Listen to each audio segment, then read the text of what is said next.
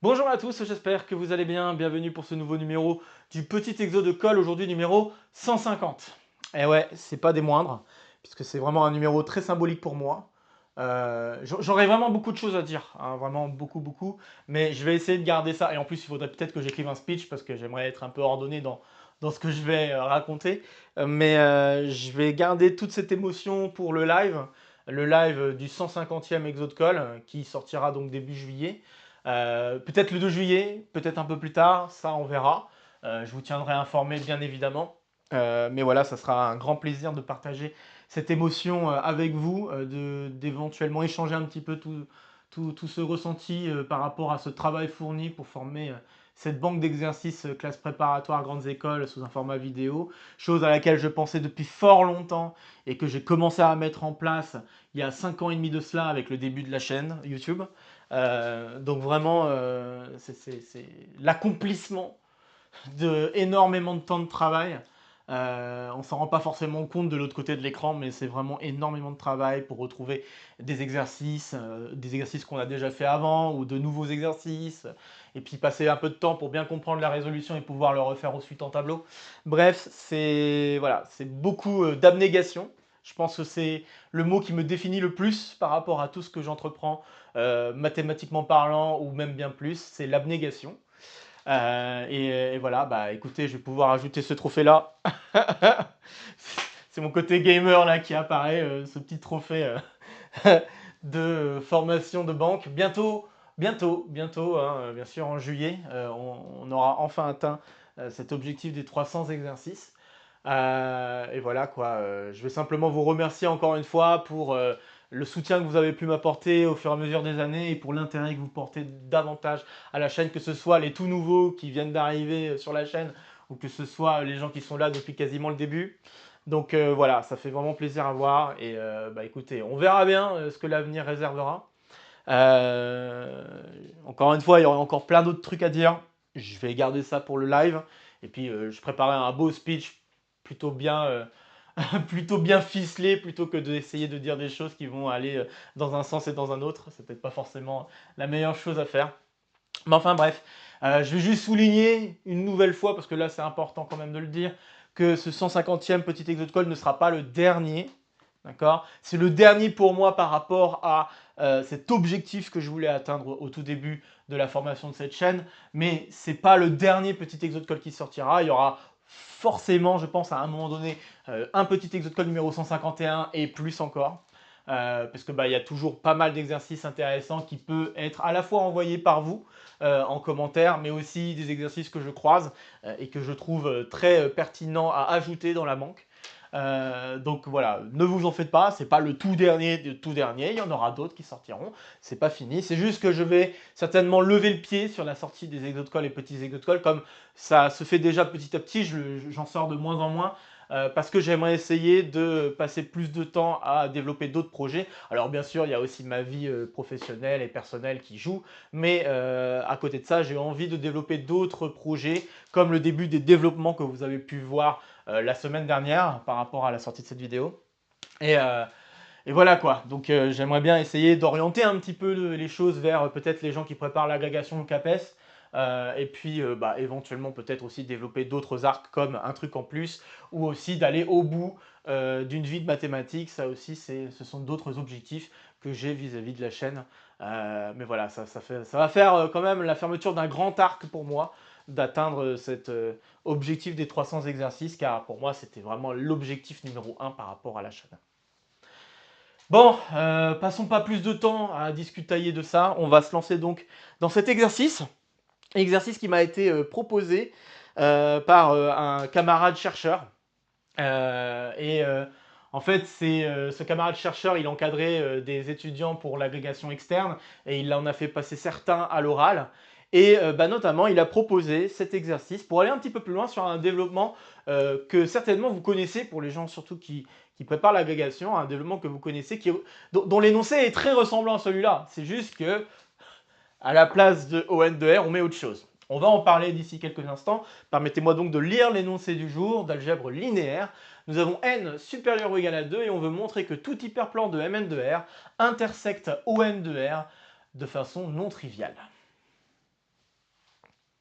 Alors parlons du niveau de cet exercice. Cet exercice peut très bien s'attaquer en deuxième année de classe préparatoire, mais tout de même à condition d'avoir déjà établi certains gros résultats, des résultats qui sont aussi, comment dire, qui peuvent aussi s'atteindre en deuxième année de classe préparatoire. Donc on va en parler parce que ça va être des résultats qui vont être importants à mettre en place pour résoudre cet exercice. Commençons tout de suite. J'ai un premier résultat et ça c'est en fait un parallèle à faire avec un autre énoncé très similaire à celui-là. C'est le petit exo de colle. Donc ça va être des différentes références que je vais vous donner. Ils sont bien sûr en lien en description de la vidéo. Donc si vous voulez y jeter un coup d'œil avant d'aller plus loin, vous pouvez. Donc il y a le petit exo de colle numéro 84 qui démontre ce qu'on appelle le théorème de Fréchéris, ou aussi appelé théorème de représentation de Riesz, et qui permet de dire que n'importe quelle forme linéaire peut se décrire à l'aide de produits scalaires. Et donc là, ici, en l'occurrence, il va falloir l'utiliser pour pouvoir dire que n'importe quelle forme linéaire sur Mn de R peut s'écrire sous la forme d'une trace contre une autre matrice. Voilà. Et ça, c'est un parallèle qui peut être fait par rapport à un énoncé un peu similaire à celui-là, qui est un développement assez classique d'agrégation, qui est de montrer que tout hyperplan de Mn de R s'intersecte non trivialement avec GLN de R. Et d'ailleurs, on peut remplacer R par K pour n'importe quel corps K. Et la démonstration, juste pour le dire à tantiner rapidement, je pense que ça pourra faire l'objet d'un développement futur sur la chaîne, mais je vais quand même dire quelques mots pour histoire de rappeler ce résultat-là à certains gens dans l'agrégation. Pour démontrer ce résultat-là, en fait, on utilise la classe d'équivalence des matrices. Donc, en fait, en ayant le fait d'avoir trace de... Donc, je vais peut-être écrire 2-3 trucs parce que je pense que c'est important. Donc, il existe un énoncé similaire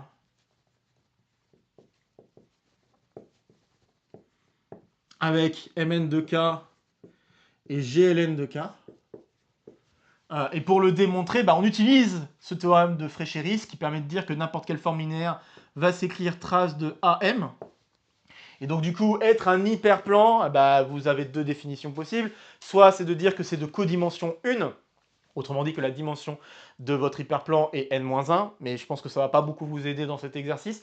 Le truc le plus usuel à faire, et surtout valide également en dimension infinie, c'est de dire que c'est le noyau d'une forme linéaire continue. Bon là ici, comme on est en dimension finie, les formes linéaires ici sont toutes continues. Et donc, n'importe quelle forme linéaire peut s'écrire sous cette forme-là avec A, une matrice fixée, puis vous changez la valeur de M, et vous pouvez donc demander pour un hyperplan d'avoir l'ensemble des matrices de Mn de R telles que trace de AM est égale à 0. Et ce que vous allez faire, c'est que vous allez considérer la classe d'équivalence de A en disant qu'en fait A peut s'écrire PJRQ avec P et Q, deux matrices inversibles. Et puis vous changez un peu l'écriture de la trace parce que vous savez que vous pouvez permuter cycliquement les matrices dans votre écriture de trace. Donc ça voudra dire que vous vous retrouvez avec trace de JR, Q, M, P, comme ceci. Et puis vous faites un petit changement de variable pour vous ramener finalement à une matrice N ici fois JR. Et tout l'enjeu, c'est de donner une matrice N qui vérifie que ce truc-là est égal à 0. Et là, c'est pas hyper difficile à trouver. Vous pouvez très bien prendre une matrice de permutation cyclique de façon à ce que dans la diagonale, il n'y a que des zéros. Voilà. Donc si vous prenez N comme étant la matrice avec que des zéros dans la diagonale, vous faites des 1 dans la sous-diagonale et un 1 ici. Donc il faut, comme je viens de le dire, c'est une matrice de permutation.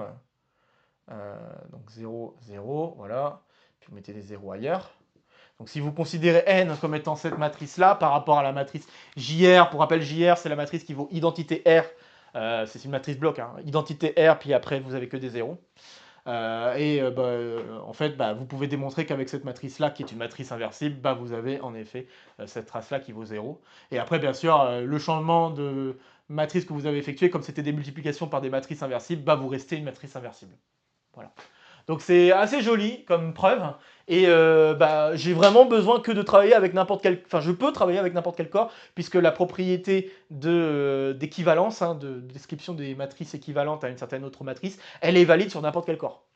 C'est vraiment un jeu d'ailleurs de théorème du rang. pour redémontrer cette description des matrices équivalentes. Mais bref, donc tout ça pour vous dire que ça paraît assez naturel de faire appel à ce théorème de Fréchéris qui nous permettra donc de dire que n'importe quel hyperplan de Mn de R peut s'écrire comme un lieu d'annulation d'une trace fois une certaine matrice fixée de notre matrice, enfin de l'ensemble de matrices qu'on veut regarder. Bref, donc ça c'est la première chose. Je ne vais peut-être pas effacer tout de suite le tableau, il y a plein de trucs encore à dire. Donc ça, théorème de Fréchéris, ça c'est le premier truc qu'il fallait que je rappelle, qui n'est pas un résultat standard à retenir par cœur en deuxième année de classe préparatoire. Un autre résultat qui n'est pas standard et qui peut se démontrer en deuxième année de classe préparatoire, c'est la décomposition polaire. Donc c'est l'objet de l'exo de colle numéro 81, si je ne m'abuse. Ça c'est, comme je viens de le dire, la décomposition polaire. Alors, on l'a démontré dans GLN de R, mais en fait, on peut le démontrer même dans Mn de R. Donc, pour n'importe quelle matrice, donc dans Mn de R, il existe une paire OS avec O orthogonale et S symétrique définie, enfin pas définie positive, juste symétrique positive, telle que, on a M qui peut s'écrire O fois S. Voilà. Donc ça, c'est un autre résultat assez important. Dans le cas où la matrice M est dans GLN de R, vous avez unicité, et en plus de ça, S va être définie positive. Et là, elle peut être juste positive. Il se peut qu'il y ait des valeurs propres qui soient nulles dans cette affaire, puisque votre matrice n'est pas nécessairement inversible. Donc si elle n'est pas inversible, il y a des endroits qui sont nuls. Ça paraît à peu près logique. Donc voilà, c'est le Sn+, qui fait que vous allez pouvoir avoir des zéros à certains endroits. Et en fait, le problème, c'est justement l'unicité. Vous perdez l'unicité dès que vous travaillez dans Mn de R. Donc la preuve qui a été proposée dans l'exo de colle numéro 81 est une preuve qui peut se réadapter, et j'avais même fait la remarque là-dessus, est une preuve qui peut s'adapter dans Mn de R, juste on perd l'unicité. C'est la seule chose qui va changer. Et d'ailleurs, juste pour aller un tout petit peu plus loin si ça vous intéresse, j'avais fait aussi un numéro de complément, donc c'était le numéro 5. J'avais fait un numéro de complément pour aller un petit peu plus loin sur cette étude de décomposition polaire, et notamment démontrer que nous pouvons mettre en place un C infini difféomorphisme qui du coup va partir de ce produit cartésien vers GLN de R ou éventuellement même peut-être Mn de R, mais plutôt GLN de R je pense parce qu'on veut quand même l'unicité. Ça va être un C infini difféomorphisme, on peut démontrer que c'est un C infini difféomorphisme. Ça demande un petit peu de boulot bien sûr avec des propriétés d'inverse locale, bref, voilà. C'est assez joli à voir. C'est peut-être un peu moins adapté aux deuxième année de classe préparatoire, mais ça peut être intéressant pour aller plus loin sur cette décomposition polaire. Et puis, un dernier résultat qui, lui, est un résultat, et je pense que c'est un résultat à retenir, puisque ça a été notamment demandé en concours cette année, c'est les classes de similitude des matrices orthogonales. Donc, il s'agit là de l'exo de colle numéro 44. Et donc, là, c'est les classes de similitude dans ON de R. Donc si je prends une matrice dans ON de R,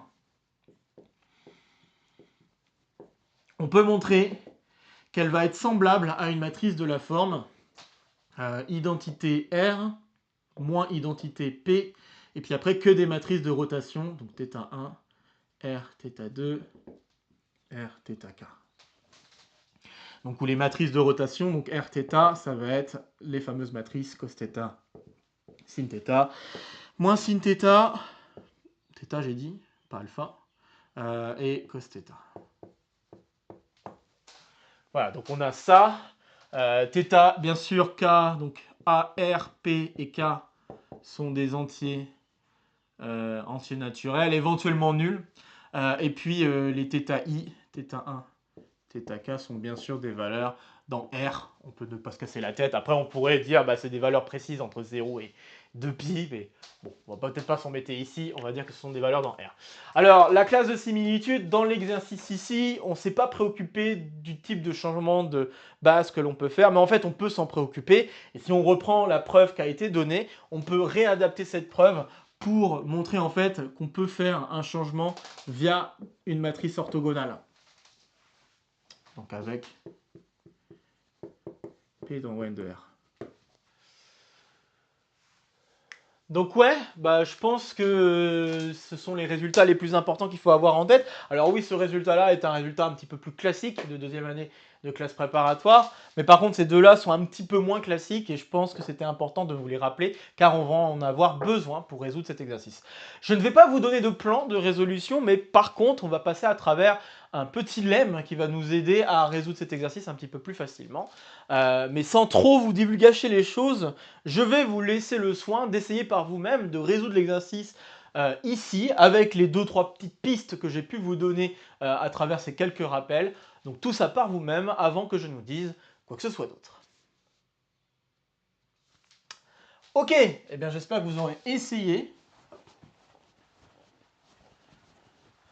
C'est vraiment un très joli petit exercice qui est en soi un cas un peu particulier de ce que vous connaissez peut-être déjà avec GLN de K et MN de K.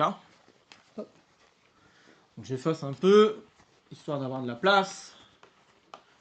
Et on va d'abord démontrer un lemme qui va nous être fort utile. Donc je vais d'abord l'énoncer ce lemme, et puis je vais vous inviter à nouveau à faire une pause. Hop. Le lemme qu'on va démontrer est le suivant.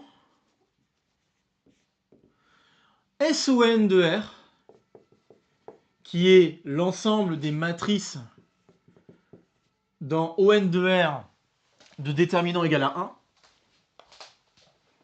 Dans ON de R, donc ON de R, tel que le déterminant est égal à 1. Eh bien ça, c'est un ensemble qui est connexe par arc dans Mn de R. Donc, et connexe par arc dans Mn de R.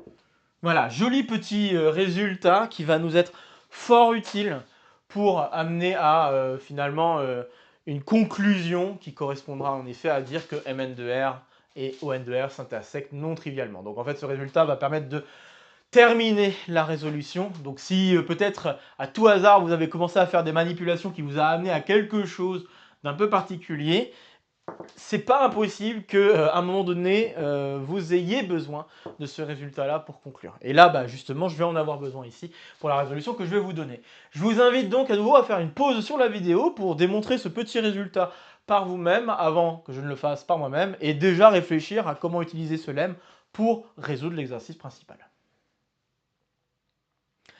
Ok, ben j'espère que vous avez essayé, c'est pas super difficile. Donc, preuve. Alors ce qui est utile ici, c'est d'utiliser en fait le résultat des classes de similitude des matrices orthogonales. Donc si j'utilise ce résultat-là, quand je prends M dans SON de R, eh bien je vais pouvoir écrire la chose suivante. Il existe une matrice orthogonale telle que, eh bien je peux écrire M comme étant P fois une matrice de cette forme-là. Donc, je vais réutiliser la même notation que tantôt. R θ 1, R θ K. Donc, avec P, Q, K, j'avais dû utiliser R ici, mais c'est pas grave. Tous des entiers. Par contre, grande particularité, c'est que comme M est dans SON de R, ça veut dire que Q est pair. C'est important. Et puis, bien sûr, donc j'ai oublié transposer de P quelque part. Et est-ce qu'il me manque d'autres choses? Tac, tac, tac. Et les θi, bien sûr, sont des réels. Alors, le fait que Q soit pair, ça veut dire que je vais pouvoir interpréter cette grosse matrice moins identité sous la forme de matrice bloc correspondant à des rotations. Parce qu'en effet, quand on a la matrice moins 1, moins 1, 0, 0, et que vous pensez à votre matrice cosinus, sinus, moins sinus, cosinus, et ben vous pouvez vous rendre compte que cette matrice-là, c'est une matrice de rotation en fait égale à pi. Donc si vous faites une matrice de rotation pi, ça vous donne exactement la valeur de cette matrice-là. Et du coup, bah, la matrice moins identité Q, je vais pouvoir la décomposer comme en fait un ensemble de rotations. Et c'est ça d'ailleurs un gros résultat dans SON de R, c'est que SON de R, c'est l'ensemble des matrices qui peuvent s'écrire comme produit de rotation dans l'espace, donc de rotation sur un plan, etc. Voilà.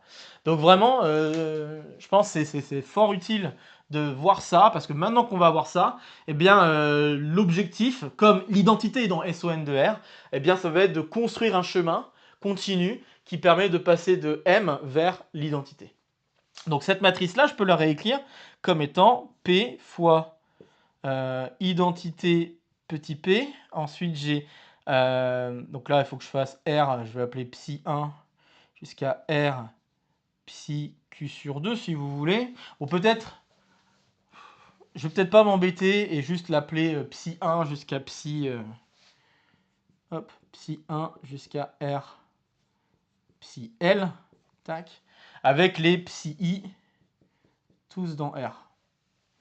Sachant que certains d'entre eux, pour faire moins identité Q, ça va être bien sûr psi égale un multiple de pi, enfin 2pi plus, un multiple de 2pi plus pi.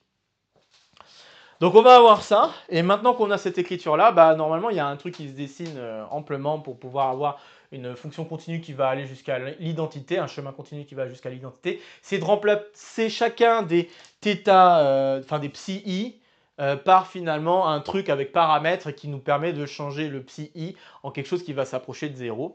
Et donc c'est exactement ce que je vais proposer. Je vais considérer alors la fonction gamma, qui va donc partir de 0,1 vers, j'ose espérer SON de R, mais pour l'instant je vais écrire MN de R, qui va qui à T, pardon, associe la matrice, donc P, fois identité P, ça j'y touche pas, fois tous les R, là, je vais les changer en R, T, psi, I.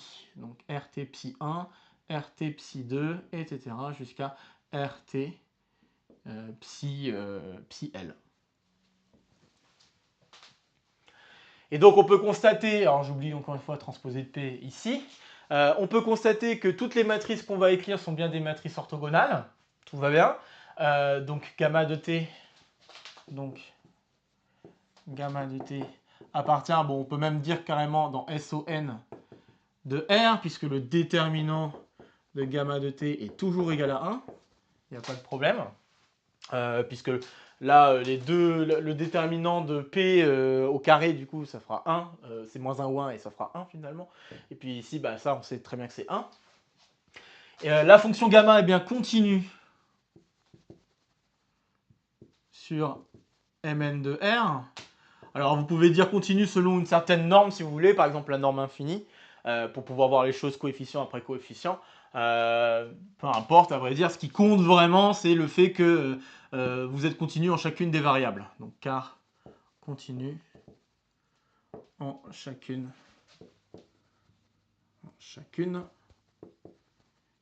des entrées de gamma de la matrice. Hop.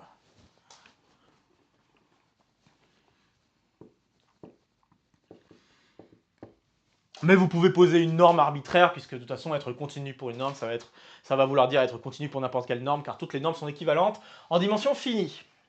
Bien, donc vous avez ça, et puis bien sûr, gamma de 0, gamma de 0, les R0, vous remplacez la matrice avec cos, encore une fois, cos θ, sin θ, moins sin θ, cos θ, avec θ égale 0, vous trouvez l'identité.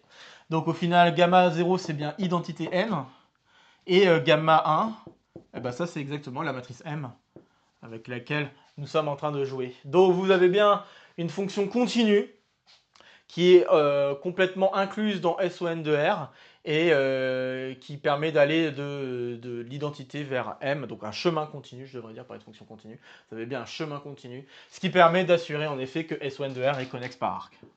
D'où le lemme.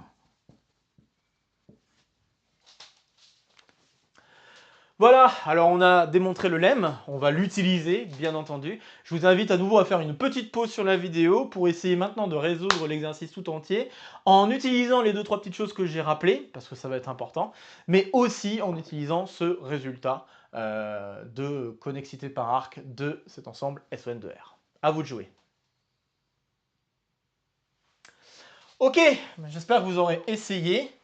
Je vais effacer cette partie-là du tableau. Hop.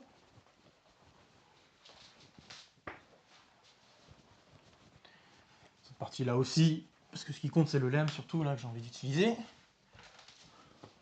Tac. Parfait. Parfait. Et résolution. Ok.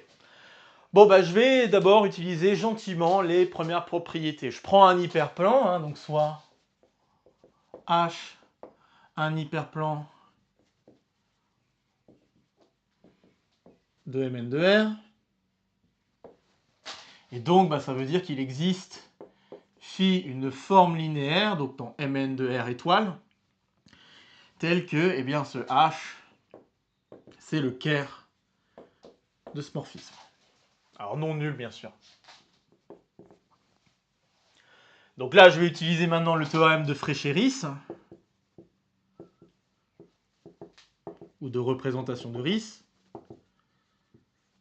avec le produit scalaire comme étant la trace, le produit scalaire de AB comme étant la trace de transposé de A fois B, pour pouvoir affirmer directement qu'il existe une matrice A dans Mn de R non nulle, telle que pour n'importe quelle matrice M dans Mn de R, eh bien je vais avoir phi de M qui est égal à trace de AM.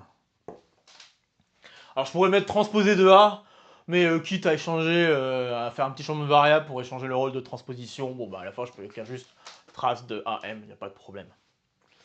Donc ça veut dire que notre hyperplan c'est l'ensemble des M tels que bah, on veut que trace de AM est égal à 0. D'où H égale. Et vous voyez vraiment la similitude avec le travail fait dans le cas où on travaille avec Mn de K et Gln de K. Donc M dans Mn de R tel que trace de AM est égal à 0. Et maintenant, je vais utiliser la décomposition polaire. Donc, la décomposition polaire.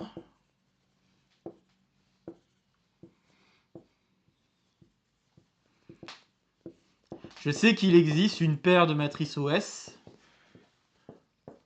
O dans ON de R et S dans Sn plus de R, donc matrice symétrique positive, telle que eh bien, je peux écrire A comme étant égal à OS. Ainsi, trace de OSM, c'est égal à trace de SMO. Et du coup, on peut faire un petit changement de variable, puisque O est une matrice inversible. On peut considérer N égale MO.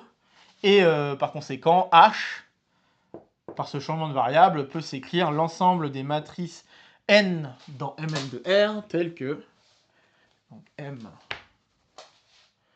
dans Mn de R, telle que, eh bien, trace de S fois N est égale à 0. Et maintenant, je vais utiliser un autre résultat, et là c'est un résultat beaucoup plus classique de deuxième année de classe préparatoire. Je vais utiliser le théorème spectral. Donc théorème spectral, qui est quelque chose que nous avons vu sur la chaîne également.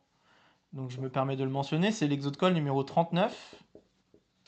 Pareil, vous trouverez le lien en description si ça vous dit de revoir une preuve de ce théorème spectral, qui est un résultat incontournable de deuxième année de classe préparatoire. Donc ce théorème spectral permet de dire qu'il existe... alors, comme S est dans Sn+, je peux considérer mes valeurs propres comme étant positives. Et là, ça va être important, je vais les ordonner. Donc je vais considérer lambda 1 supérieur ou égal à lambda 2, supérieur ou égal à tac tac, supérieur ou égal à lambda n. Éventuellement compter avec multiplicité, c'est pas un problème. Tous supérieur ou égal à 0. Et il existe une matrice orthogonale U. Puisqu'en effet, c'est pas que le fait que S soit diagonalisable qui va être important, c'est aussi d'être diagonalisable par rapport à une matrice orthogonale, donc par rapport à une base orthonormée.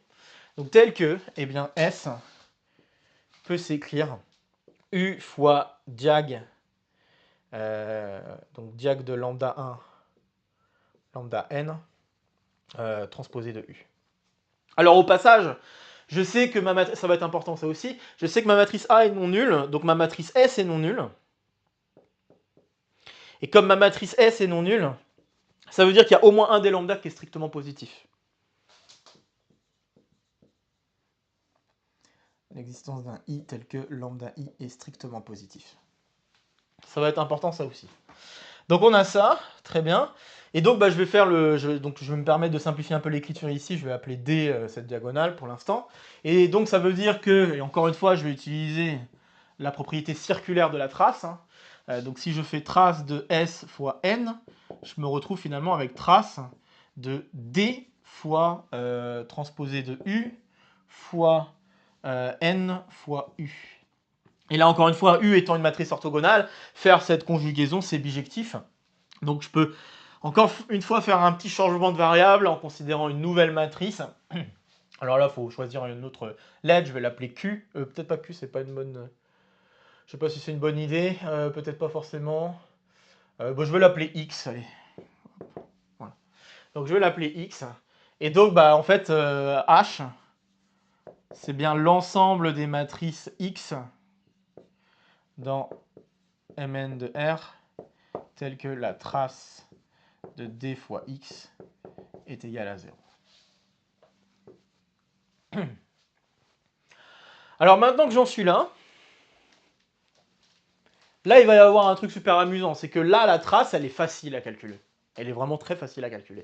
Si j'écris X, ma matrice, comme étant la matrice des XIJ, eh bien la trace de D fois X, eh bien ça va juste être la multiplication par lambda I de la valeur dans la diagonale de X. Donc c'est-à-dire, ça va faire la somme, pour I allant de 1 à N, de lambda I fois XII. Et le fait d'avoir ce petit résultat, ça va vous permettre de jouer un petit peu, de manipuler les endroits où ça va être positif et les endroits où ça va être négatif. Donc vous pouvez d'ores et déjà constater que si x est égal à l'identité, par exemple, eh bien votre trace va être positive. Maintenant, si je prends une autre matrice plutôt bien faite, bien formée, qui serait dans SON de R, je peux peut-être essayer de faire en sorte que la valeur que j'obtiens ici devienne négative. Et comment? Eh bien, je peux essayer de faire en sorte que chacun des lambda qui sont plus grands que lambda n soit envoyé finalement vers moins lambda d'une certaine manière, en considérant si ma matrice, alors après ça dépend de la taille de la matrice, mais si la taille de la matrice est paire, je mets que moins identité, et dans ce cas-là, tout va fonctionner. Soit je mets que des moins 1 quasiment partout, sauf à la dernière composante où je vais mettre un 1. Donc c'est exactement ce que je vais faire. Si je prends x égale identité, j'ai trace de D qui est égale à la somme des lambda I. Et donc par le fait qu'on soit positive, ce truc-là, et c'est même le fait que chacun des lambda I, il y en a certains qui sont positifs stricts, eh bien la somme des lambda I ici doit être positive strict. Et puis, si je considère maintenant x comme étant... Donc là, il y a deux cas de figure. Si n est pair... je prends moins identité, je ne me casse pas la tête. Mais si par contre n est impair, là il faut que je me casse un tout petit peu la tête et que je fasse moins identité n-1. Et là, je mets ici 1 dans la dernière. Dans la dernière composante de la diagonale. Pourquoi? Pour faire en sorte qu'on est encore dans SON en fait. Je veux utiliser le fait que SON de R est connexe par arc. Donc je fais cette petite manipulation.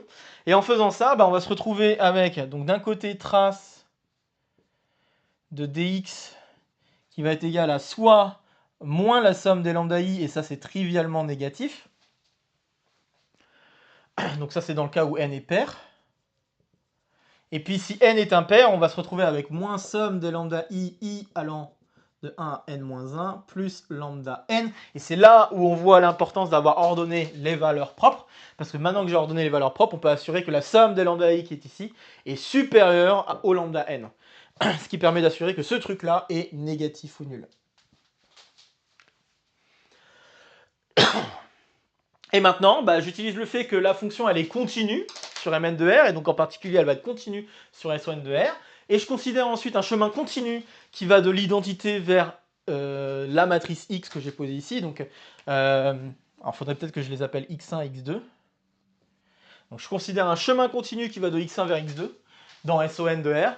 Et du coup, bah, ça veut dire qu'il va exister une matrice dans SON de R telle que la trace de D fois la matrice fasse 0. Et du coup, bah, ça veut dire qu'on est dans l'hyperplan. Et bah, on va conclure.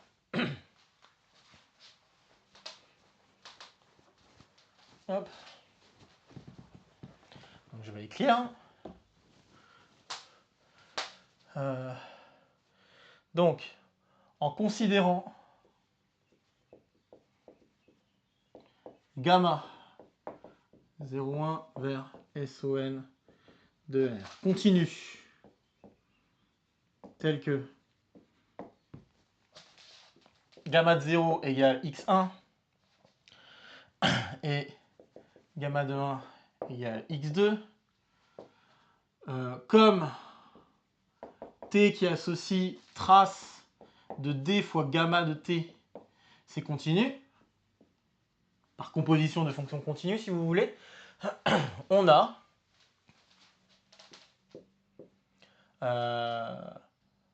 par théorème des valeurs intermédiaires, hein, théorème des valeurs intermédiaires, donc par TVI, on a le fait qu'il existe un T0 dans 0,1 tel que eh bien, la trace de D fois gamma de T0 est égale à 0. Et ce gamma de T0, il est dans SON de R.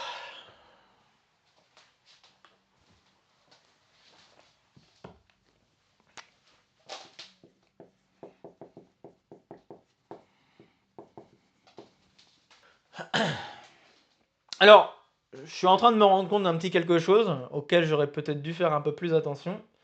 Mais je pense qu'on n'a pas tout à fait des égalités. Normalement, on a juste des... Enfin, il me semble qu'on devrait avoir juste des isomorphismes.